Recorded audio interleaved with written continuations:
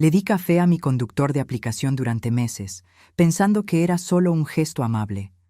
Hasta la noche en que apareció en mi puerta sin que yo lo hubiera llamado, con el rostro pálido de pánico, y dijo: «Doña Catalina, usted necesita salir de casa ahora. Vi algo que no debía haber visto, y ellos saben que yo lo sé. Lo que él descubrió sobre mis vecinos lo cambió todo, y casi nos cuesta la vida. Pero antes de continuar, checa si ya estás suscrito al canal y escribe en los comentarios ¿desde dónde estás viendo este video? Nos encanta saber hasta dónde están llegando nuestras historias. Mi nombre es Catalina, tengo 68 años, y nunca imaginé que la viudez sería tan silenciosa. Cuando Javier falleció, hace 3 años, se llevó con él no solo 50 años de matrimonio, sino también toda la música de nuestra casa. El radio que encendía todas las mañanas mientras preparaba el café, los chistes malos que contaba en la cena, incluso después de que yo los hubiera oído 1000 veces, hasta el ruido de sus ronquidos en el sofá durante el noticiero de las 8. Todo eso se fue de un momento a otro, y lo que quedó fue un silencio tan pesado que a veces apenas podía respirar dentro de mi propia casa. Vivo en la ciudad de Puebla, en un barrio antiguo llamado San Manuel, donde las casas tienen portones de hierro oxidado y jacarandas centenarias en los patios. Nuestra casa, mi casa, todavía me cacho usando el plural, es pequeña, de una planta, con esas ventanas de madera que crujen cuando llueve y un patio trasero donde Javier cultivaba jitomates y chiles. Ahora el patio está abandonado, tomado por la maleza, porque ya no tengo energía ni ganas de cuidarlo sola. La casa entera tiene ese olor característico de los lugares donde vive gente mayor. Naftalina mezclada con jabón de coco y un toque de humedad en los rincones que ya desistí de intentar eliminar. Mi pensión como auxiliar administrativa apenas cubre los gastos básicos: agua, luz, gas, el súper, las medicinas para la presión y la diabetes que parecen estar más caras cada mes. Sobra tan poco que había dejado de comprar las cosas pequeñas que me daban gusto: una concha en la panadería, una revista de sopas de letras, flores para alegrar la sala. Fue así como, hace 6 meses, empecé a hacer unos trabajitos para completar el gasto. Una conocida de la iglesia me recomendó para cuidar a doña Guadalupe, una señora de 82 años que vive sola a 5 cuadras de mi casa. El trabajo no es difícil, pero es solitario de una manera distinta a mi propia soledad. Me quedo con ella desde las 7 de la noche hasta la 1 de la mañana, asegurándome de que se tome las medicinas a sus horas. La ayudo a ir al baño cuando lo necesita, caliento la cena que su hija le deja lista en el refrigerador con papelitos pegados: «Mamá, no olvides comértelo todo». O «Doña Catalina, por favor, vea que se tome la pastilla azul a las 9 en punto». Doña Guadalupe tiene Alzheimer en etapa avanzada y la mayor parte del tiempo no sabe quién soy. A veces me confunde con su hermana fallecida, llamándome Concepción y preguntándome si traje las cocadas que siempre le gustaron. Aprendí a entrar en su juego. Le respondo que sí, que las traje, y ella sonríe con ese gesto infantil y puro que tienen los muy ancianos cuando la memoria ya no funciona bien y la vida vuelve a ser sencilla como en la infancia. El problema mayor, desde el principio, fue el transporte. Los primeros 2 meses tomaba el micro para ir y volver. Salía de casa a las 6:30, tomaba la ruta en la esquina, me bajaba 3 paradas después del Zócalo y caminaba el resto del trayecto hasta su casa. De regreso, era más complicado. El último transporte que pasaba cerca de mi casa era a las 11:30 de la noche, pero yo no podía salir del trabajo antes de la 1 de la mañana. Ese era el trato, y necesitaba todas esas horas para que el pago del día valiera la pena. Terminé teniendo que pedir taxi muchas veces, lo que se comía más de la mitad de lo que ganaba en la noche. Fue cuando mi nieta, Sofía, vino a visitarme un domingo y vio el montón de recibos de taxi en la mesa de la cocina. «Abue, te estás gastando una fortuna en esto», dijo, agarrando mi celular sin pedir permiso. «Déjate instalo una aplicación de transporte. Es mucho más barato y súper fácil de usar, mira». Empezó a deslizar el dedo en la pantalla con una velocidad que me mareó, hablando muy rápido sobre el registro, formas de pago, calificaciones de conductores. Yo fingí que entendía todo, pero por dentro estaba aterrada. La tecnología nunca ha sido lo mío. Apenas sé mandar mensajes de texto bien, ¿y ahora tendría que pedir un coche extraño por una aplicación? Me tardé 2 semanas completas en tener el valor de usar eso. Todas las noches miraba el icono de la aplicación en la pantalla del celular. Pensaba en picarle, pero al final me arrepentía y llamaba al taxi de confianza. Hasta que un martes, el taxista que siempre llamaba me avisó que iba a salir de viaje y estaría fuera 10 días. Ahí fue cuando no tuve opción. Recuerdo perfectamente esa primera vez. Eran las 11 de la noche y me quedé 15 minutos enteros en la banqueta de la casa de doña Guadalupe, con el celular en la mano sudando frío, leyendo otra vez las instrucciones que Sofía me había dejado anotadas en un papel. Pícale aquí en el dibujo del carrito, pon la dirección a donde quieres ir, confirma el viaje, listo. Parecía simple cuando ella lo explicaba, pero mi mano temblaba tanto que me equivoqué de dirección 3 veces antes de atinarle. Cuando finalmente logré confirmar y vi el mensaje buscando conductor disponible, casi cancelo todo para regresarme corriendo a la casa. Entonces apareció: conductor encontrado, Marco llegará en 4 minutos. Tenía una foto pequeña de un muchacho joven y la placa del coche, un Tsuru blanco. Me quedé ahí parada en la banqueta, abrazada a mi bolsa, observando cada coche que pasaba hasta que vi el Tsuru acercándose despacio, con el conductor buscando los números de las casas. Cuando el coche se detuvo frente a mí y el joven bajó la ventana, casi me arrepiento de subirme. Parecía tener unos 20 y tantos años, lleno de tatuajes en los brazos, una gorra hacia atrás, música fuerte en el radio. Pero entonces sonrió y dijo con voz amable: ¿Usted es doña Catalina? Súbase, la voy a llevar con bien, no se preocupe. Algo en su voz me calmó. Me subí al asiento de atrás, apretando la bolsa en mi regazo, y él le bajó a la música sin que yo se lo pidiera. Ese primer conductor, Marco, no platicó mucho. Se la pasó todo el camino picándole al celular en los semáforos, contestando mensajes. Pero me dejó en mi casa en 10 minutos, me deseó buenas noches, y me di cuenta de que no había sido tan aterrador como imaginaba. Tal vez podría acostumbrarme a eso. En las semanas siguientes me llevaron varios conductores diferentes. Algunos platicaban, otros preferían el silencio. Algunos tenían coches limpios y con buen olor, otros no tanto. Aprendí a revisar la calificación antes de aceptar el viaje. Sofía me había enseñado eso. 5 estrellas o muy cerca de eso, abue. Si tiene menos de 4,5, cancela y pide otro. Fue en mi 12º viaje, un jueves de septiembre, cuando conocí a Ricardo. Era una noche de lluvia ligera, casi las 2 de la mañana, porque doña Guadalupe había tenido una crisis de ansiedad y tuve que quedarme hasta que se calmara por completo, cantándole canciones viejas que ella parecía reconocer en algún lugar profundo de su memoria. Cuando finalmente pude salir, estaba agotada y me dolían los pies. Pedí el viaje y, unos minutos después, vi un Jetta plata muy bien cuidado deteniéndose frente a la casa. Me sorprendió ver al conductor.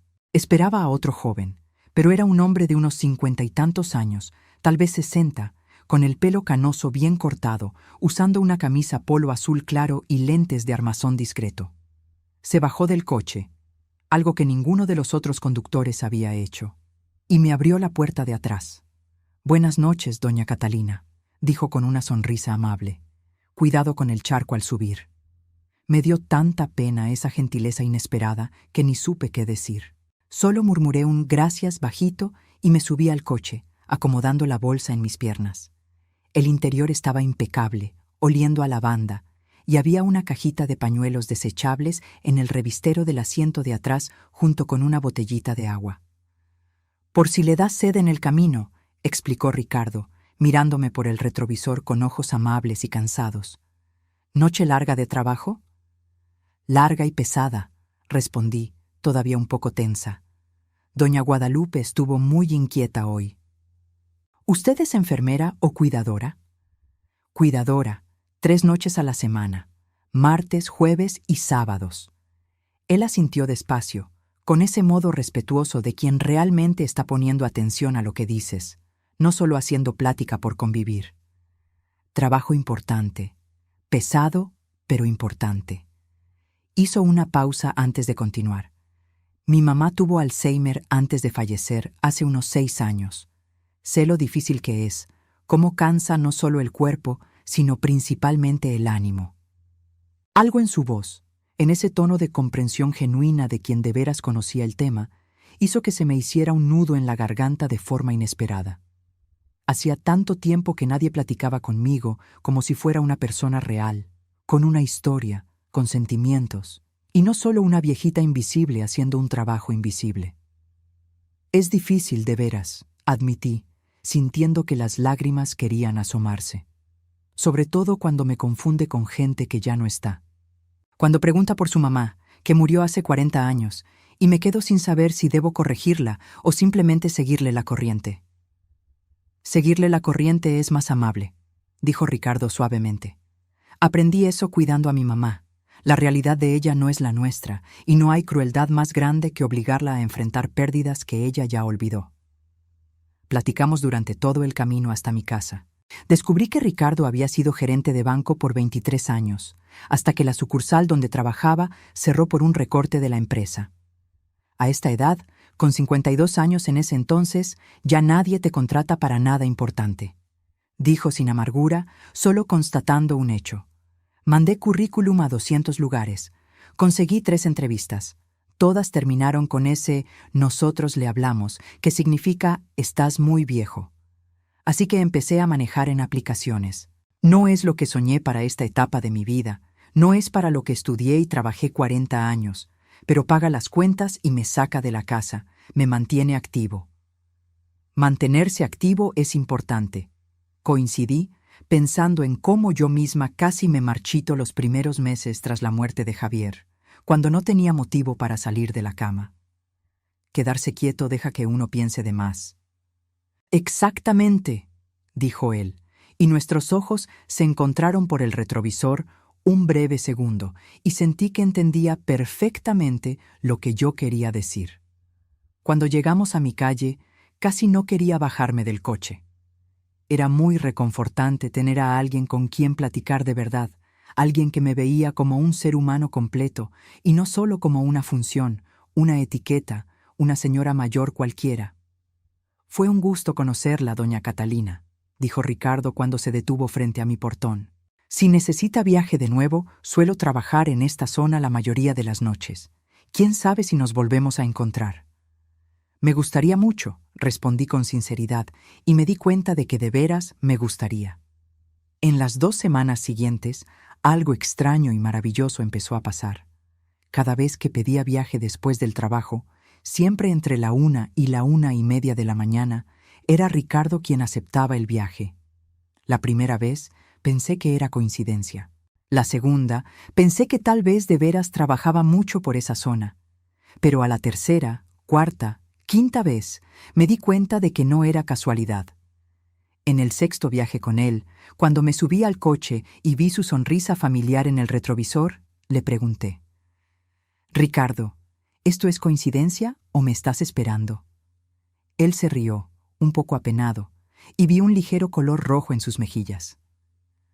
«Confieso que me he quedado conectado por esta zona específica a la hora que usted suele salir del trabajo. Es usted una pasajera muy agradable, doña Catalina.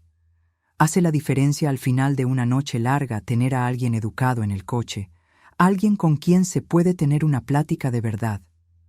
La mayoría de los pasajeros ni me miran, ¿sabe? Se la pasan en el celular todo el tiempo, o van muy borrachos para hilar frases, o me tratan como si fuera parte del coche, un accesorio necesario pero invisible».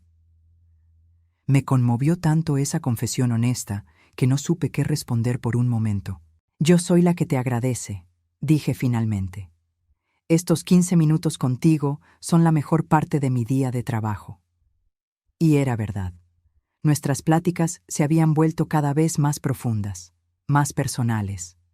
Me contó sobre sus 2 hijos adultos que vivían en otros estados, uno en Querétaro, trabajando como ingeniero, otro en Monterrey, profesor de matemáticas. Me contó sobre su esposa, Silvia, que había fallecido de cáncer de mama 5 años atrás, a los 54 años. Fueron solo 8 meses entre el diagnóstico y el final, dijo una de esas noches, con la voz entrecortada. Ni tiempo tuvimos de procesar qué estaba pasando. Un día se quejaba de un dolor en el pecho, al otro estábamos en una sala fría recibiendo la noticia de que era etapa 4, metástasis en varios órganos. Lo siento mucho, dije yo, y estiré la mano desde el asiento de atrás para apretarle el hombro. Él puso su mano sobre la mía por un breve momento, un gesto de agradecimiento silencioso. Yo, por mi parte, le conté sobre Javier, sobre cómo nos conocimos jóvenes, yo de 18 y él de 20, en un baile, sobre los 50 años que pasamos juntos, sobre los 2 hijos que tuvimos. Mi hija Patricia, que vive en Querétaro con su esposo, y Sofía, y mi hijo Andrés, que falleció en un accidente de moto a los 28 años, un dolor que nunca cerró por completo, sobre cómo todavía arreglaba la cama como a Javier le gustaba, con 5 almohadas, aunque yo solo necesitara 2, sobre cómo a veces ponía la mesa para 2 personas sin darme cuenta, y solo reaccionaba cuando iba a servir su plato y veía que ya no estaba ahí. Es difícil desaprender 50 años de hábitos, dije un jueves lluvioso, observando los limpiaparabrisas moverse hipnóticamente. El cuerpo aprende una rutina y sigue dándole aunque el motivo de esa rutina ya no esté. Ricardo asintió con un movimiento de cabeza lento que demostraba que entendía exactamente, de corazón, lo que yo quería decir. Silvia solía despertarse a las 6 de la mañana todos los días, sin despertador, e iba directo a poner el café. El olor me despertaba. Era mi alarma. Meses después de que se fue, yo seguía despertando a las 6, esperando el olor a café, y cuando me daba cuenta de que no vendría, que nunca más vendría, era como si ella muriera otra vez, cada santo día. Nos quedamos en silencio un largo rato, 2 viudos solitarios navegando por las calles vacías de Puebla en la madrugada, unidos por la pérdida y por el intento de seguir viviendo, aunque las ganas a veces ya no estuvieran ahí. Fue en una de esas pláticas profundas, como un mes después de que empecé a viajar seguido con Ricardo, que tuve una idea. Estaba en el trabajo, haciendo té para mí y para doña Guadalupe, cuando pensé, ¿por qué no llevarle café a Ricardo? Nada muy elaborado, solo un gesto simple de reciprocidad, de reconocimiento por toda la amabilidad que me había mostrado. La noche siguiente, un martes, preparé un termo con café de olla antes de salir al trabajo. Le puse bastante azúcar porque lo había oído mencionar que le gustaba así. Mantuve el termo en mi bolsa toda la noche, y cuando llegó a buscarme, se lo entregué por la ventana antes de subirme al coche. «Esto es para ti», dije un poco apenada, de pronto insegura de si aquello no sería inapropiado. Ricardo miró el termo como si le hubiera dado oro. Sus ojos brillaron de una forma que me hizo notar que ese gesto sencillo significaba mucho más de lo que yo había imaginado. «No tenía por qué molestarse, doña Catalina», dijo, con la voz emocionada. «Lo sé, pero has sido tan amable conmigo, Ricardo. Es poca cosa, pero quería agradecerte de alguna forma». Sostuvo el termo con las 2 manos por un momento, como si estuviera absorbiendo no solo el calor del café, sino el cariño detrás de él. «Gracias, doña Catalina. De veras, no tiene idea de cuánto significa esto». Pero yo sí tenía idea, porque sabía exactamente lo que era ser invisible, ser tratada como una función en vez de como persona. Sabía cómo un detalle de reconocimiento podía hacer toda la diferencia entre sentirse humano o sentirse desechable. A partir de esa noche, el café se volvió una tradición sagrada. Yo lo llevaba.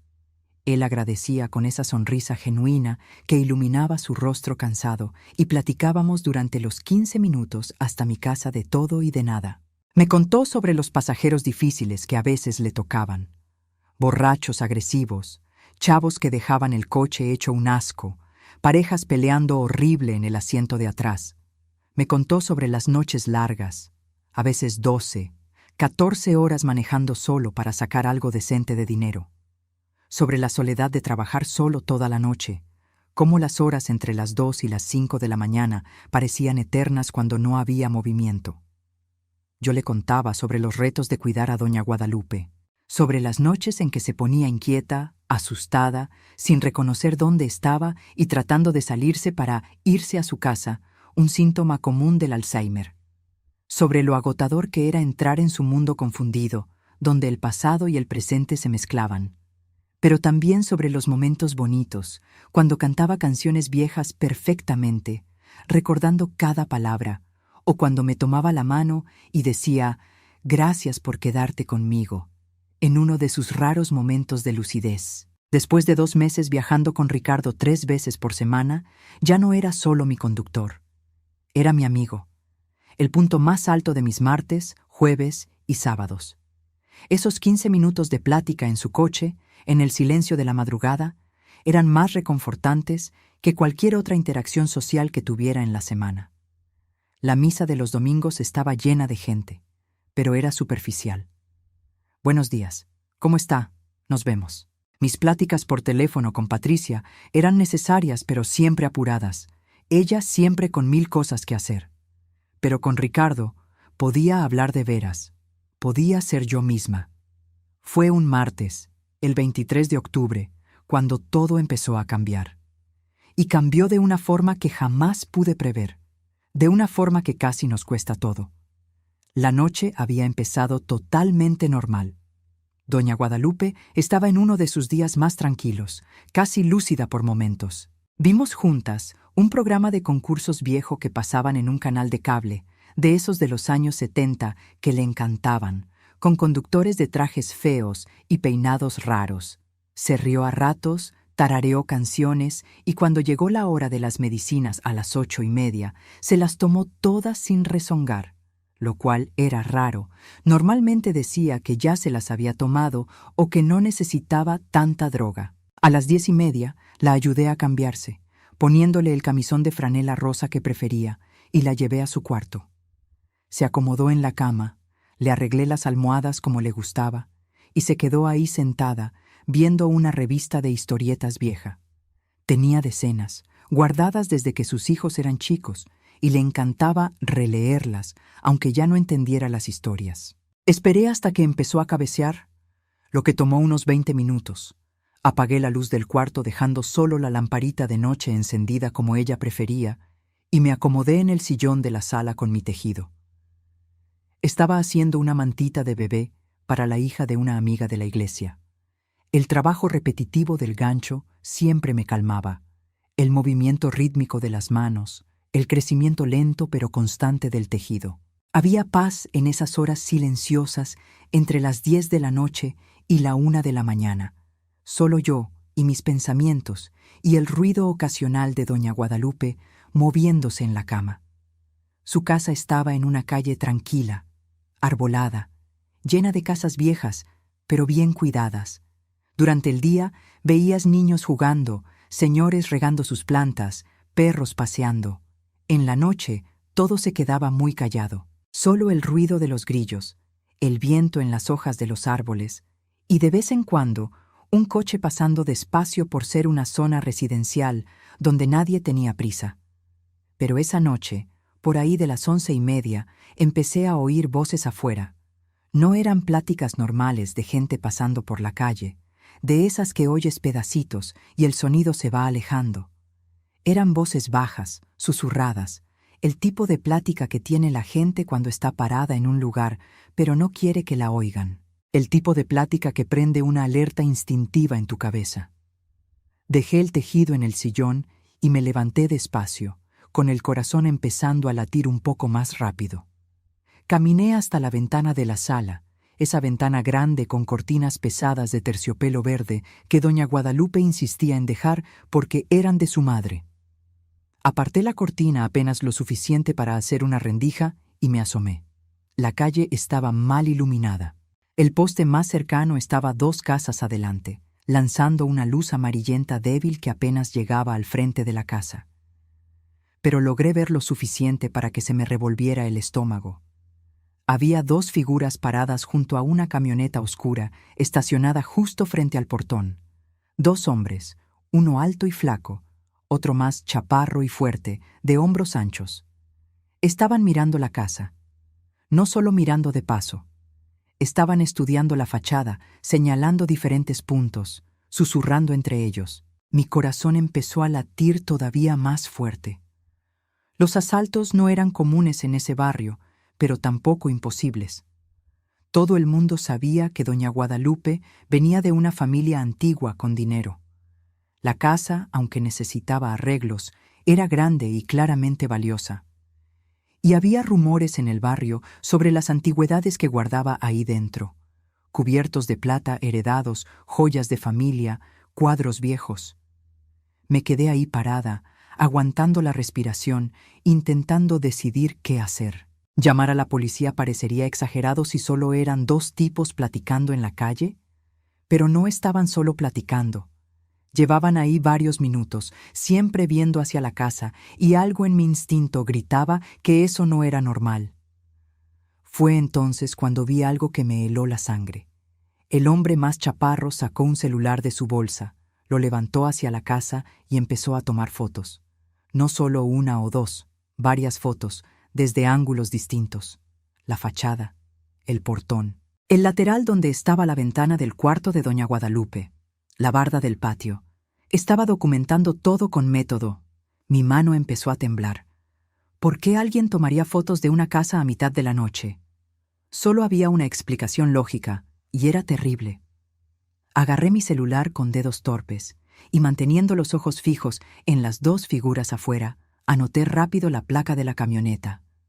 Me equivoqué 2 veces porque me temblaban tanto las manos que picaba las teclas mal. Al tercer intento, logré anotarla bien. TXM 347.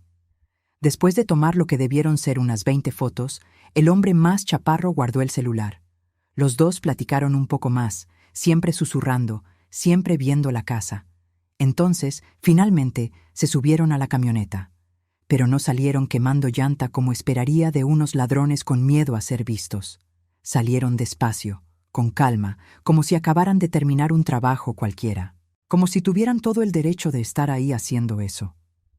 En cuanto la camioneta desapareció en la esquina, dejé caer la cortina y me apoyé en la pared, tratando de calmar mi respiración. El corazón me martilleaba tan fuerte que lo sentía en la garganta. ¿Qué significaba eso? ¿Debía ir a la policía de inmediato? ¿Pero qué diría? ¿2 hombres estaban viendo la casa y tomando fotos? Parecería paranoia de vieja asustada. Aún así, le hablé a Estela, la hija de doña Guadalupe. Eran casi las 12 de la noche, pero esto era demasiado urgente para esperar a la mañana. El teléfono sonó varias veces antes de que contestara, con voz soñolienta y preocupada. ¿Doña Catalina? ¿Pasó algo con mi mamá? Su mamá está bien, me apuré a decir. Pero acaba de pasar algo raro aquí afuera y pensé que debía saberlo. Le conté todo. Los 2 hombres, la camioneta, las fotos. Estela se quedó callada un largo rato después de que terminé. «Dios mío», dijo finalmente. «¿Usted cree que planean meterse a la casa?» «No sé qué pensar, pero me pareció muy sospechoso, Estela, muy planeado. Voy a llamar a la policía ahorita mismo para reportarlo, y mañana veo qué puedo hacer para reforzar la seguridad. Tal vez cámaras o una alarma mejor. Doña Catalina, ¿usted está bien? ¿Tiene miedo?» Estaba aterrada, pero no lo dije. «Estoy bien. Las puertas y ventanas están bien cerradas. Quiero que me hable si pasa cualquier otra cosa rara, lo que sea. Y doña Catalina, de veras gracias por estar atenta. Mucha gente ni cuenta se hubiera dado o no le hubiera importado». Después de colgar, ya no pude volver al tejido. Me la pasé dando vueltas por la casa, revisando todas las chapas, todas las ventanas, asomándome por las cortinas a cada ruido. La hora de la 1 de la mañana tardó una eternidad en llegar. Cuando finalmente terminé mi turno y pedí el viaje, estaba agotada mentalmente. El Jetta plata de Ricardo apareció 3 minutos después. Me subí al coche con mi termo de café para él, pero me temblaban tanto las manos que casi se me cae al entregárselo. «Doña Catalina, ¿está bien?», preguntó Ricardo de inmediato, viéndome por el retrovisor con preocupación obvia. «Está muy pálida». Le conté todo mientras manejaba, sobre los 2 hombres, la camioneta, las fotos. Escuchó en silencio total, pero vi que su rostro se ponía cada vez más serio, apretando el volante con más fuerza. ¿Anotó la placa?, preguntó cuando terminé. Sí, la anoté. Se la pasé a la hija de doña Guadalupe. Dijo que iba a hacer el reporte. Ricardo se quedó callado un momento muy largo, pensativo, con esa expresión que yo ya había aprendido a reconocer. Estaba procesando algo importante. Doña Catalina, eso es muy raro de veras. ¿Había visto esa camioneta antes en esa calle? Traté de recordar. No estoy segura, tal vez, pero no suelo fijarme mucho en los coches estacionados. Entiendo. Más silencio pensativo. Entonces dijo algo que hizo que mi corazón se acelerara otra vez. Voy a hacer algo. Mañana en la noche, antes de venir por usted, voy a pasar por esa calle, solo para echar un ojo, ver si todo está tranquilo. ¿Le parece bien? Ricardo, no tienes por qué hacer eso. No quiero que te pongas en peligro. No me voy a poner en peligro. Solo voy a pasar en el coche, como cualquier persona. Pero quiero revisar. Ese tipo de comportamiento no me gusta nada. Insistí en que no se preocupara, pero en el fondo estaba muy agradecida. Esa noche casi no pude dormir. Seguía pensando en los 2 hombres, imaginando qué estarían planeando. El jueves siguiente, cuando Ricardo llegó por mí, vi de inmediato que algo andaba mal. Su rostro estaba más serio de lo normal, con la mandíbula tensa, y no sonrió cuando le di el café como siempre hacía. En cuanto me subí y cerré la puerta, se volteó para verme en lugar de arrancar. Doña Catalina, tengo algo que decirle, y no le va a gustar. Se me revolvió el estómago. ¿Qué pasó? Ayer, como prometí, pasé por la calle de doña Guadalupe antes de venir por usted. Eran como las 10:30, 10:40 de la noche, y ahí estaban otra vez. ¿Los mismos hombres? La misma camioneta, seguro. Revisé la placa. Es la misma que usted anotó. Me quedé viendo de lejos, parado del otro lado de la calle con el motor apagado. Estuvieron ahí casi 1 hora, doña Catalina. 1 hora entera, viendo la casa, checando el celular, señalando partes de la propiedad. Sentí como si me echaran un balde de agua fría. ¿1 hora? Sí, y hay más. En un momento, el más alto bajó de la camioneta y caminó hasta el portón. No intentó abrirlo, pero se quedó ahí parado varios minutos, viendo las chapas, las bisagras, como evaluando qué tan difícil sería forzarlo. Dios mío. Mi voz salió en un susurro asustado. Ricardo me puso la mano en el hombro, tratando de consolarme. Doña Catalina, no quiero asustarla más de lo necesario, pero esto no es comportamiento de rateros que pasan por ahí. Esto es planeación, vigilancia organizada. Lo que sea que traen entre manos es serio y pensado. Tengo que decirle a Estela otra vez. Tengo que... Ya hablé con ella, interrumpió Ricardo suavemente.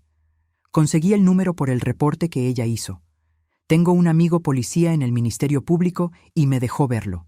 Le hablé y le conté lo que vi. Se preocupó mucho y dijo que va a contratar seguridad privada para que cuiden la casa en la noche. Me quedé mirándolo, conmovida por tanto cuidado.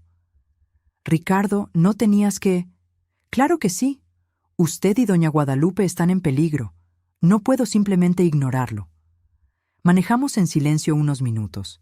Entonces dijo algo que me hizo saltar el corazón otra vez. Doña Catalina, hay otra cosa que debo decirle. Tal vez sea paranoia mía, pero... Hoy, como a las 9 de la noche, tuve que recoger a un pasajero allá por San Manuel y pasé por la calle de usted. Se me paró el corazón. ¿Y? Y vi la misma camioneta estacionada 3 casas antes de la suya, los mismos 2 hombres adentro. El mundo pareció irse de lado. Se me revolvieron las tripas violentamente y por un momento pensé que iba a devolver. ¿Me están vigilando a mí también? Parece que sí. La voz de Ricardo estaba tensa, controlada, pero sentía su preocupación. Cuando vieron mi coche acercarse, arrancaron rápido y se fueron, pero no antes de que estuviera seguro. Es la misma placa. Mis manos empezaron a temblar fuerte. ¿Pero por qué? ¿Qué hice? Yo solo los vi esa noche. ¿Se habrán dado cuenta de que los estaba mirando? Tal vez, dudó él. ¿O tal vez qué? Ricardo suspiró pesado.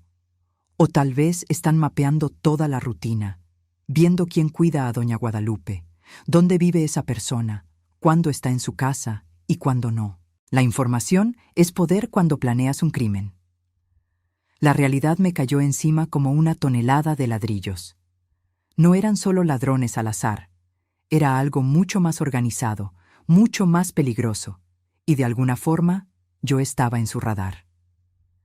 Hay una cosa más que debo decirle, dijo Ricardo, y por el tono supe que sería peor todavía. Algo que tal vez debí decirle antes, pero no estaba seguro de si era relevante. Dime todo, pedí, tratando de que no me temblara la voz. Algunos de mis pasajeros platican sin darse cuenta de que voy oyendo. Es como si el conductor fuera parte del mueble, ¿sabes? Invisible. La gente dice cosas, discute cosas, revela cosas que nunca dirían si notaran que hay alguien más poniendo atención. ¿Y? Y la semana pasada, un sábado como a las 10:30 de la noche, recogí a un tipo muy borracho en el centro. Se subió tambaleándose, apenas se pudo sentar bien. Y se la pasó en el teléfono todo el tiempo, alegando con alguien del otro lado. Al principio traté de no oír, trato de ser profesional, pero empezó a hablar tan fuerte que fue imposible no escuchar. Ricardo hizo una pausa, como agarrando aire para seguir. Esperé, con el corazón en la mano. Estaba discutiendo sobre una operación, así le llamó, sobre casas que tenían ubicadas. Y en un momento lo oí describir una casa de forma muy específica. La casa de la vieja rica en la calle de las Jacarandas, la de una planta con el portón de hierro trabajado. Doña Catalina, esa es la descripción exacta de la casa de doña Guadalupe. Sentí que me faltaba el aire. Estaba hablando de ella. Sí, y dijo más. Dijo algo sobre la que la cuida es solo una viejita también. No va a dar problema. Y sale siempre después de la 1. La casa se queda sola con la vieja dopada con medicinas. Cada palabra era como un golpe. Estaba hablando de mí. Me temo que sí. Ricardo me miró por el retrovisor, con los ojos llenos de preocupación de veras. En el momento no hice la conexión. Solo después, cuando usted me contó lo de los tipos vigilando la casa, me cayó el 20, y me puse más atento. ¿Viste a ese hombre otra vez? Sí, lo llevé 2 veces más desde entonces, y las 2 veces iba borracho otra vez, siempre al teléfono, siempre alegando lo mismo. Sobre casas, sobre rutinas, sobre blancos fáciles, como les decía. Blancos fáciles, así me veía. Una vieja inofensiva. Hay más, siguió Ricardo, y su voz se puso más grave. Ayer miércoles lo llevé otra vez, y esta vez dijo su nombre, doña Catalina. No sé cómo se enteró, pero dijo, la Catalina, la cuidadora, trabaja solo martes, jueves y sábado. Sale siempre entre la 1 y la 1:30. La casa queda vacía ese tiempo, nadie para estorbarnos. Estorbarnos. Qué palabra tan fea para hablar de meterse a la casa de una anciana indefensa. Un escalofrío me recorrió toda la espalda. Saben mi nombre, saben toda mi rutina. Sí, y hay algo más que dijo que me preocupa mucho. Ricardo detuvo el coche. Me di cuenta de que ya no íbamos hacia mi casa, sino que se había orillado en una calle lateral para hablar bien. Se volteó todo para verme. Dijo, vamos a tener que arreglar el asunto de la Catalina primero. Ya vio de más, anda muy fijona. Si decide ir a la policía y soltar la sopa, nos complica todo. El mundo pareció dejar de girar un segundo. Arreglar el asunto, repetí, con voz débil. Quiso decir, no sé exactamente qué quiso decir, pero doña Catalina, cuando unos delincuentes hablan de arreglar a una persona que les estorba, rara vez es algo bueno. Puede ser asustarla, puede ser algo peor. No pude hablar. Solo me quedé ahí sentada, procesando el horror. Unos hombres que ni conocía estaban planeando hacerme daño porque tuve la mala suerte de estar en el lugar equivocado a la hora equivocada, y ver algo que no debí. Ricardo esperó paciente a que yo digiriera aquello, dejándome tener mi pánico en silencio. Cuando pude hablar de nuevo, mi voz temblaba. «¿Qué hago, Ricardo? ¿A dónde voy?» Lo primero, no se puede quedar sola. No puede ir a su casa hoy. «¿Pero dónde me voy a quedar? No tengo familia aquí. Mi hija está en Querétaro. Mis amigas son todas señoras que apenas pueden con ellas mismas». «Se puede quedar en mi casa», dijo él sin dudarlo ni un segundo. «Tengo un cuarto de visitas que uso de bodega, pero lo puedo arreglar. Usted se queda el tiempo que sea necesario». «Ricardo, no puedo aceptar eso. Ya me ayudaste mucho. No puedo». «Puede y va a aceptar». Su voz era firme, no aceptaba un no. «Doña Catalina, esos tipos saben dónde vive, saben su rutina, y hablan de arreglar su asunto. No hay forma de que la deje volver a su casa sola hasta que esto se resuelva. Pero te voy a molestar, te voy a revolver la vida, Afu». «Usted me trajo café cada vez que me vio estos últimos 2 meses», interrumpió Ricardo, con voz más suave. Me habló como si yo fuera una persona de verdad, no solo un conductor invisible. Me hizo sentir visto, valorado, humano. ¿Y cree que no voy a hacer todo lo que esté en mis manos para protegerla ahora? Se me llenaron los ojos de lágrimas. Es solo café. No es solo café. Nunca fue solo café. Fue amabilidad. Fue humanidad. Fue conectar en un mundo donde la mayoría ya ni se ve a los ojos. Y eso vale más de lo que usted se imagina. Me solté a llorar de veras, soltando todo el miedo y la tensión de los últimos días. Ricardo estiró la mano hacia atrás y tomó la mía, apretándola fuerte. «Vamos a solucionar esto», dijo. «Pero primero, usted tiene que estar a salvo, así que vamos a hacer esto. La llevo a su casa ahorita, rápido. Usted agarra algo de ropa y lo más importante. Yo me quedo en el coche con el motor prendido, vigilando la calle. 5 minutos, no más. De ahí nos vamos directo a mi casa. ¿Y mañana? Mañana vamos a la policía. Juntos. Yo cuento todo lo que oí. Enseño todos los viajes que hice con ese tipo en la aplicación. Todos se quedan guardados, con fecha y hora. Y usted cuenta lo que vio. Con suerte, será suficiente para que abran una investigación». Asentí, tratando de calmarme. Ricardo tenía razón. Había que actuar, pero con cuidado. 15 minutos después, estábamos frente a mi casa. Ricardo insistió en entrar conmigo, revisar cada cuarto antes de dejarme empacar. Todo estaba normal, pero igual no me sentía segura. Eché ropa en una maleta chica, mis medicinas, papeles importantes, la foto de Javier que estaba en mi buró. Cuando íbamos saliendo, Ricardo se paró en la puerta. «Espere, quiero revisar algo». Fue al patio de atrás y yo lo seguí. Señaló unas marcas en la tierra mojada cerca de la ventana de la cocina. «Alguien estuvo aquí. ¿Ve estas huellas? Son recientes. Llovió antier, así que son de después de la lluvia».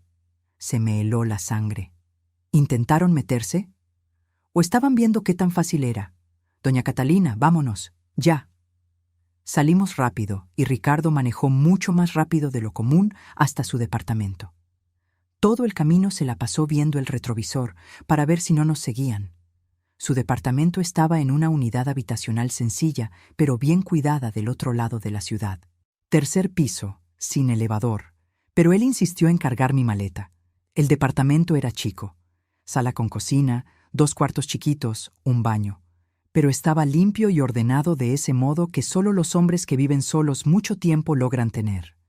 Todo en su lugar. «Ese cuarto es el de usted», dijo señalando el más chico. «Tiene unas cajas de cosas viejas que voy a sacar, pero la cama es buena. Cambio las sábanas cada semana aunque no la use». Insistió en que me tomara un té, que me instalara, que descansara. Pero ¿cómo iba a descansar sabiendo que había tipos peligrosos queriendo hacerme algo? Me senté en su sillón, abrazando la taza de manzanilla que me preparó, tratando de entender cómo mi vida se había descuadrado tan rápido. Hace 3 días, yo era solo una viuda solitaria trabajando para completar el gasto. Ahora estaba escondida en casa de un amigo porque unos delincuentes decían que yo era un problema. Ricardo se sentó a mi lado, respetando mi espacio. Todo va a estar bien, doña Catalina. Se lo prometo. Vamos a resolver esto. ¿Cómo puedes estar tan seguro? Se quedó callado un buen rato antes de contestar. Porque una vez fallé en proteger a alguien que debía proteger. Y me juré que nunca dejaría que pasara de nuevo. ¿De qué hablas? Suspiró profundo. Mi hija, no la que vive en Querétaro, sino la más chica, Mariana. Tenía un novio hace unos 5 años, cuando vivía aquí en Puebla. Un tipo que parecía buena onda, educado, con buen trabajo. A todos nos caía bien. Pero Mariana empezó a decir cosas raras. Que él llegaba a lugares donde ella estaba sin haber quedado. Que siempre parecía saber a dónde había ido, con quién. Que le hablaba 1000 veces al día para saber dónde andaba. Supe por dónde iba la cosa y se me apretó el corazón. No le hice caso como debía, siguió Ricardo, con voz arrepentida. Pensé que exageraba, que era dramática. Le dije que era señal de que la quería mucho, que eran celos normales. Silvia, mi esposa, también se preocupó, pero yo la convencí de que todo estaba bien. Y entonces, una noche, el novio se metió al departamento de Mariana. Le pegó. Muy feo. Le rompió la nariz, unos dientes, 3 costillas. Dios mío, susurré horrorizada. Estuvo en el hospital una semana, y cuando salió, me dijo que ya no quería vivir en Puebla, que necesitaba empezar de cero en otro lado, lejos de todo lo que le recordara eso. Se mudó a Monterrey 2 meses después y casi no me habla desde entonces. No porque esté enojada, al menos no lo dice, sino porque cada vez que habla conmigo, se acuerda de que no le creí cuando más lo necesitaba, que no la protegí. Unas lágrimas corrían en silencio por su cara. Así que ahora pongo atención, doña Catalina, mucha atención. Escucho cuando la gente habla, aunque crean que nadie oye. Noto cuando alguien menciona cosas raras, comportamientos sospechosos. Porque le fallé a mi hija, pero no le voy a fallar a usted. No voy a dejar que le pase nada malo por hacerme el que no ve. Estiré la mano y tomé la suya. Ricardo, lo que pasó con tu hija no fue tu culpa, pero lo fue. Pude haberle creído, pude haber tomado en serio lo que sentía y no lo hice. Voy a cargar con eso siempre, pero le aseguro que aprendí la lección. Nos quedamos ahí sentados en silencio, 2 personas mayores marcadas por la pérdida y el arrepentimiento, unidos por la suerte y por la decisión de cuidarnos. Dormí fatal esa noche, como era de esperarse. Cada ruido en el edificio me hacía saltar. Pasos en el pasillo, alguien cerrando una puerta, el elevador que rechinaba. Pero saber que Ricardo estaba ahí al lado y que le había echado candado y cadena a la puerta, me ayudaba un poquito. A la mañana siguiente, viernes, Ricardo se despertó temprano y preparó desayuno. Pan tostado, huevos, fruta. «Hay que comer bien», dijo. «Va a ser un día largo». A las 9 fuimos directo a la delegación más cercana.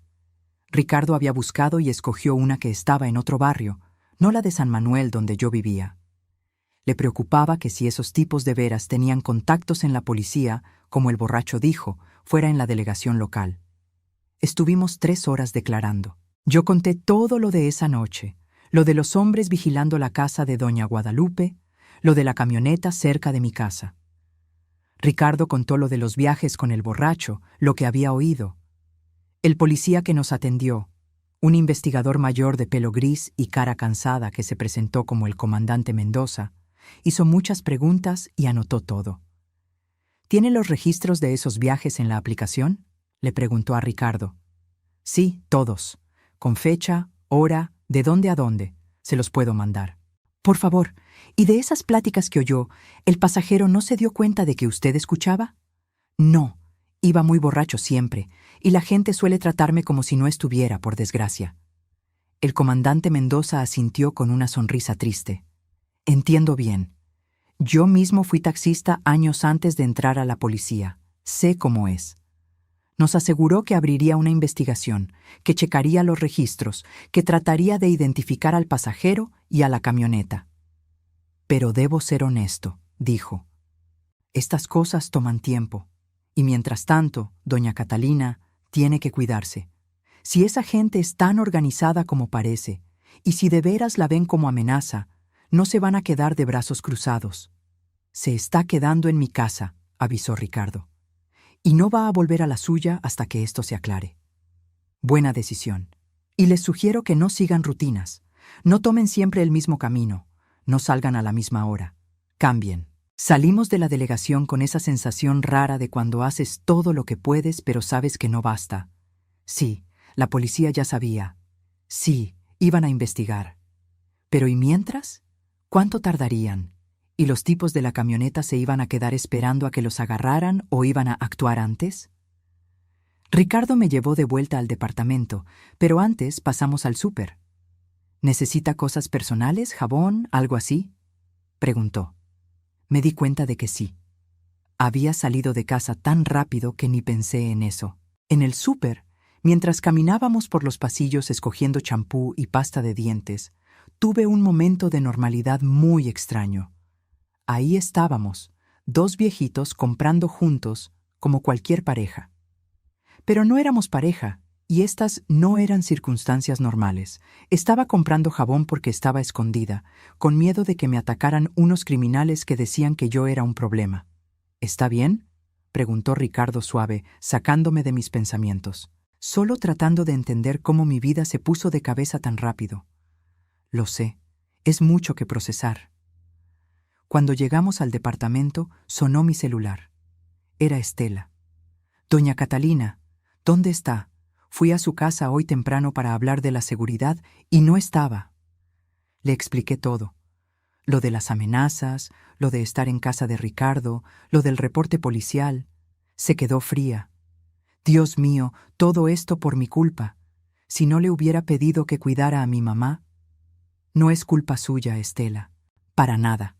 Esos tipos son los delincuentes. La culpa es de ellos. Igual me siento fatal. Mire, doña Catalina, entiendo perfecto si ya no quiere venir a trabajar hasta que esto se resuelva. Yo busco a alguien más, no se preocupe. Lo pensé un momento. Necesitaba el dinero. Lo necesitaba mucho. ¿Pero sería seguro seguir yendo? Déjeme pensarlo y le hablo mañana, contesté. Después de colgar, Ricardo dijo: Creo que no debería volver ahí hasta que estemos seguros de que no hay peligro. Pero necesito el dinero. Lo entiendo, pero el dinero no sirve de nada si usted no está aquí para gastarlo. Tenía razón, claro, pero la idea de quedarme quieta, escondida, esperando que otros resolvieran mi problema, me calaba. Me había pasado la vida haciendo las cosas por mí misma, sin depender de nadie más que de Javier. Y ahora dependía de la bondad de un amigo, sin trabajo, sin casa a donde volver. El fin de semana pasó en una nube rara. Ricardo salió a trabajar. Él también necesitaba el dinero, no podía dejar de manejar solo para acompañarme. Pero me hablaba varias veces al día para ver si estaba bien, y volvía siempre antes de la medianoche. Yo me pasaba los días tratando de ocuparme. Limpiaba su departamento, que ya estaba limpio. Cocinaba, haciendo cosas que él pudiera calentar cuando llegara cansado. Tejía, veía la tele sin poner atención, y me preocupaba. Me preocupaba todo el tiempo. El domingo en la tarde, habló Patricia. Mamá, ¿por qué no me habías contado nada? Estela me habló ayer y me contó todo. No quería preocuparte. ¿No querías preocuparme? Mamá, estás escondida porque unos tipos te quieren hacer algo. ¿Cómo no me voy a preocupar? Perdón, hija, ha sido todo muy rápido, ni tiempo de pensar he tenido. Quiero que te vengas a Querétaro. Ahorita, hoy mismo. Te compro el boleto de autobús, te vienes y te quedas aquí conmigo hasta que esto pase. Pensé en la oferta. Era tentadora. Huir lejos, a donde esos hombres no me encontraran. Pero también era rendirme. Dejar mi vida en Puebla, mi casa, mi trabajo, todo. Déjame pensarlo, respondí. Te hablo mañana. Pero ya sabía que no iba a aceptar. Por alguna razón que ni yo sabía explicar, sentía que debía quedarme. Tenía que ver cómo terminaba esto. El lunes en la mañana habló el comandante Mendoza. Doña Catalina, Tenemos noticias. Logramos identificar la camioneta por la placa que nos dio. Es de un hombre con muchos antecedentes. Robo, recepción de cosas robadas, asociación delictuosa. Mi corazón se aceleró. ¿Y qué significa eso? Significa que sus sospechas eran ciertas. Esta gente es seria, organizada. Ya estamos montando vigilancia en la casa de Doña Guadalupe. Y hay otra cosa. La aplicación de transporte nos dio los datos del pasajero que el señor Ricardo llevó. También tiene antecedentes. Y más, cruzamos datos y vimos un patrón. En los últimos 6 meses ha habido varios robos en casas de adultos mayores en Puebla, siempre muy planeados, siempre con gente indefensa. ¿Cuántos robos? 11 que hayamos confirmado, probablemente más que nos reportaron. Ya sabe, los señores a veces tienen miedo o no se dan cuenta bien de que les falta, o la familia prefiere no meterse con la policía. 11 casas, 11 víctimas, y yo casi había sido la 12. ¿Qué va a pasar ahora? Vamos a seguir vigilando, esperar que intenten el golpe. Cuando lo hagan, los agarramos en flagrancia. Es la mejor forma de que se queden encerrados. ¿Y si se arrepienten? ¿Si se dan cuenta de que los vigilan? Es el riesgo. Pero doña Catalina, esta gente es muy confiada. Ya lo hicieron 11 veces y no los pescaron. Se creen invencibles. Lo van a intentar otra vez. Colgué con sentimientos encontrados. Por un lado, qué bueno que avanzaban. Por otro, seguía siendo rehén de la situación, esperando que unos criminales hicieran algo para que los pudieran atrapar. Ricardo, que oyó mi parte de la plática, dijo: «Al menos ya están haciendo algo. Eso es bueno». Lo sé. Solo quisiera que fuera más rápido. Esa semana fue de las más largas de mi vida. Me quedaba en el departamento de Ricardo en el día, tratando de no pensar. En la noche, él llegaba y cenábamos, platicando de todo menos de eso, tratando de estar normales. El miércoles, algo cambió. Ricardo llegó a casa más temprano de lo común, como a las 9 de la noche, con una cara rara. «¿Qué pasó?», pregunté luego. Lo llevé otra vez, al pasajero borracho. Se me apretó el estómago. ¿Y? Y estaba hablando de la operación otra vez, pero esta vez dijo algo diferente. Dijo que habían decidido posponer lo de la vieja de la calle de las Jacarandas, que había mucha policía cerca. ¿Saben que la policía vigila? Parece que sí. Pero hay más, doña Catalina. Dijo otra cosa. Dijo: «Pero la otra vieja, la Catalina, ella sigue siendo un clavo. Hay que arreglar eso ya, antes de que nos dé más lata». El miedo que se me había quitado un poco volvió con todo. No se han olvidado de mí. No. Y quedó muy claro en lo que decía que no están hablando solo de asustarla. Doña Catalina, ese hombre dijo así: «Si tiene que desaparecer, la desaparecemos. Ya lo hemos hecho antes. Desaparecer». La palabra me retumbó en la cabeza. Estaban hablando de matarme. «Tengo que hablarle al comandante Mendoza», dije, agarrando el celular con manos que me temblaban. Pero antes de que pudiera marcar, oímos un ruido fuerte en el pasillo. Luego otro, y voces de hombres gritando: «¡Abre la puerta! Sabemos que estás ahí dentro, vieja». Ricardo y yo nos vimos, con el terror en la cara. Nos habían encontrado. Ricardo se movió rápido. «Al baño, ahora, échale llave». «¿Pero y tú?» «Voy a detenerlos lo más que pueda. Vete». Corrí al baño mientras Ricardo agarraba el teléfono, marcando a la policía. Lo oí reportando a gritos lo que pasaba, dando la dirección. Oí a los tipos en el pasillo amenazando con tirar la puerta. Oí el ruido de algo pesado pegándole a la madera. Cerré la puerta del baño y me hice bolita en el rincón entre la taza y el lavabo, tal cual como había hecho esa noche horrible en mi casa. Solo que ahora era peor, porque no estaba sola. Ricardo estaba allá afuera, poniéndose entre el peligro y yo. Se oyó madera rompiéndose. Habían logrado tirar la puerta. Voces gritando: «¿Dónde está la vieja? ¿Dónde?». La voz de Ricardo, firme aunque yo sabía que tenía miedo: «No está aquí, y la policía ya viene para acá». Mentiroso. Un golpe. Luego un quejido de dolor. Le habían pegado a Ricardo. Lloraba en silencio. Era mi culpa. Él se estaba lastimando por mi culpa. Se oían puertas abriéndose fuerte. Estaban buscando en todos los cuartos. Pronto llegarían al baño. Entonces, como un milagro, las sirenas. Varias acercándose rápido. ¡La policía! ¡Vámonos, rápido! Ruidos de pasos corriendo, cosas cayendo y luego más sirenas, ya muy cerca. Voces de policías gritando: ¡Quietos! ¡Manos arriba! Me quedé en el baño temblando hasta que oí una voz de mujer del otro lado. «Señora, ¿está ahí? Ya pasó todo, puede salir. Está aquí la policía». Abrí la puerta con las manos tan temblorosas que apenas pude mover la perilla. Una policía joven estaba ahí, y atrás vi el departamento hecho un desastre. Muebles tirados, la puerta de entrada rota, astillas por todos lados. Y Ricardo sentado en el sillón, con un paramédico atendiéndolo, con un corte feo en la frente que sangraba. «¡Ricardo!». Corrí hacia él. «Estoy bien», dijo, tratando de sonreír pero con una mueca de dolor. «Es solo un raspón. Pudo ser peor». Habían atrapado a los dos tipos.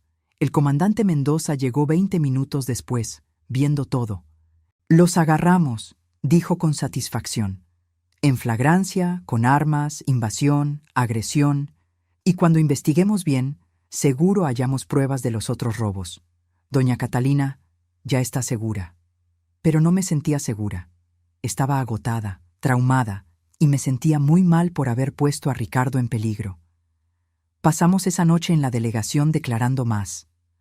A Ricardo le tuvieron que dar puntos en la frente. 5 puntos que le dejaron una cicatriz para siempre. Una marca que yo le había causado. No fue su culpa. Insistió por 10ª vez cuando volvimos al departamento, o lo que quedaba de él, en la madrugada. Nada de esto fue culpa suya, doña Catalina. Pero sí, si no hubiera visto a esos hombres, si no hubiera dicho nada, tú no estarías lastimado, tu casa no estaría rota. Y a doña Guadalupe seguro le robaban y tal vez le hacían algo. Y esos tipos seguirían haciéndole lo mismo a otros señores. Usted hizo lo correcto, siempre lo hizo. En las semanas siguientes, la investigación se hizo más grande. Los 2 tipos que agarraron empezaron a soltar todo, queriendo negociar. Llevaron a la policía con un tercero, el jefe de todo. Encontraron con ellos cosas robadas de 6 de las 11 casas. Las otras víctimas aparecieron. Salió que vigilaban por semanas o meses antes de cada robo. Veían rutinas, buscaban debilidades, lo planeaban todo. De veras tenían un contacto en la policía local. Un policía corrupto que les avisaba de investigaciones y que también fue a dar a la cárcel. El pasajero borracho que Ricardo llevaba era el jefe. Resultó que bebía no solo para festejar sus robos, sino porque ya tenía un problema con el alcohol. Y cuando bebía, hablaba de más. Su punto débil que acabó tirando a toda la banda. Las grabaciones que Ricardo hizo fueron pruebas clave. Los 3 hombres fueron sentenciados. El jefe a 15 años, los otros 2 a 10 cada uno. Volví a mi casa 6 semanas después de que los agarraron. Ricardo insistió en ir conmigo.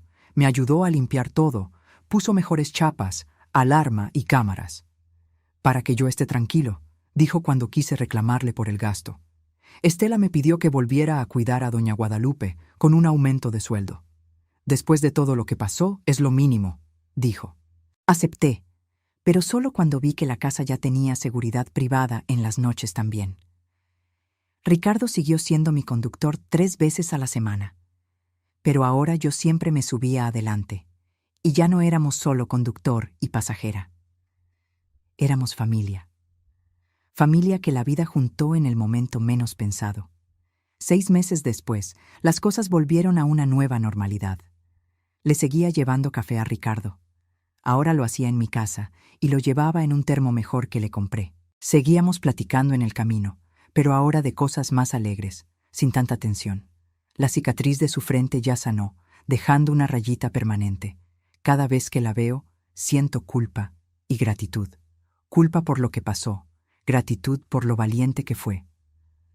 «Me salvaste la vida», le dije un martes, 9 meses después de todo. «Usted me salvó la mía primero», contestó como siempre. Me hizo recordar que yo importo, que los detalles de amabilidad importan. Si no fuera por eso, hubiera ignorado a ese borracho como a tantos otros. No hubiera puesto atención, no hubiera grabado, no hubiera notado nada. Empezamos a cenar juntos los lunes, una costumbre que seguimos hasta hoy. A veces en mi casa, a veces en la suya. Cocinamos, platicamos de la semana, vemos alguna película vieja que nos guste a los dos. Su hija, Mariana, le habló. Leyó del caso en las noticias, de cómo su papá protegió a una amiga de unos criminales. Hiciste por doña Catalina lo que no pudiste hacer por mí en ese entonces, le dijo en una llamada muy emotiva que él me contó luego. Y eso me dice que cambiaste, papá, que aprendiste. Quiero que intentemos llevarnos bien otra vez. Hoy, año y medio después, Ricardo cena con Mariana una vez al mes cuando ella viene a Puebla. Y ella siempre me incluye. Dice que quiere conocerme, que soy parte de que su papá esté bien ahora. Doña Guadalupe falleció en abril, tranquila mientras dormía. Fue triste, le tenía mucho cariño, pero también fue una bendición. No sufrió, no tuvo miedo, estuvo cuidada hasta el final. Ahora cuido a otro señor, don Fernando, que tiene Parkinson y necesita ayuda de noche. Y sí, Ricardo me sigue llevando y trayendo 3 veces a la semana. Sigo llevándole café. Seguimos platicando como viejos amigos, porque eso somos. La historia se supo en la comunidad. Los periódicos locales escribieron sobre el conductor héroe y la señora valiente que ayudó a atrapar a la banda. No me gustó que nos vieran tanto, nunca me ha gustado ser el centro de nada. Pero Ricardo lo tomó con mucha humildad. Lo más importante es que nuestra historia sirvió para otros. Otros conductores empezaron a fijarse más, a reportar cosas raras. Se descubrieron otros 2 grupos de ratas gracias a eso. Y los pasajeros, al menos algunos, empezaron a tratar a los conductores con más cariño. Platican, dan las gracias, ven que hay alguien ahí, no solo un servicio. Pienso mucho en cómo empezó todo. Con una taza de café. Un detalle tan simple, tan chiquito. Pero ese detalle creó un lazo, y ese lazo salvó vidas. De veras. Pienso en cuántas conexiones perdemos cada día porque no nos damos el tiempo de ver a quien tenemos enfrente. ¿A cuántos conductores, cajeros, meseros, porteros, barrenderos les pasamos por al lado sin verlos como personas con sus propias historias y broncas? Pienso en cómo la sociedad vuelve invisible a la gente, sobre todo a los que hacen trabajos que dicen que son menos importantes, y cómo eso nos separa, nos quita la oportunidad de conocer a alguien valioso. Ricardo y yo hablamos mucho de esto, de cómo su amabilidad de abrirme la puerta, de darme agua, de hablarme como persona, me hizo querer regresarle el detalle, y cómo mi detalle de llevarle café y hablarle como persona lo hizo estar atento cuando se necesitó. Es una cadena, dijo él un lunes en la cena. La amabilidad trae amabilidad. Poner atención trae atención. Lo humano reconoce lo humano. Y salva vidas, añadí yo, y salva vidas. Hoy, a mis 69 años, veo mi vida y veo algo que no veía antes. Veo oportunidades, veo lazos. Veo que todavía cuento, que todavía puedo ayudar. Ya no estoy sola. Tengo a Ricardo, tengo a sus hijos que me quieren como a una tía, tengo a gente que conocí por esta experiencia tan fea que, por raro que parezca, trajo cosas buenas. Sigo tejiendo, pero ahora hago mantas que Ricardo lleva a un albergue para gente de la calle donde él ayuda. Sigo cuidando señores, pero ahora con más seguridad y más ojo. Sigo mi vida tranquila en Puebla, pero ya no es una vida tan sola.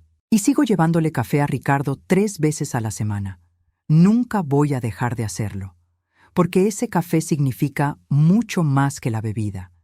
Significa ver al otro, significa ser amable, significa elegir tratar a la gente como gente, no como una herramienta. Cuando cuento esto, y lo cuento seguido en la iglesia o con los vecinos, siempre acabo igual. Sé amable. No porque vayas a recibir algo, no porque la amabilidad dé premios.